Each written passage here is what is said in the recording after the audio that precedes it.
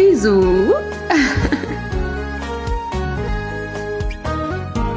ምንድን ነው አንቺ እንደዚህ ጠፋሽው? ውይ ነግሬህ የለ እንዴ ስራ ቢዚ አድርጎኝ ነዋ። ስንት ማማከርሽ ነገር አለ እያልኩሽ እንደዚህ ጠፊያለሽ። ሶሪ ደግሞ በጣም ናፍቀኝ ነበር። እና ለምንድን ነው እንደዚህ አቻኩላ የጠራኸኝ? ቆይ የሚል ነገር ሳይሆን የሚታይ ነው።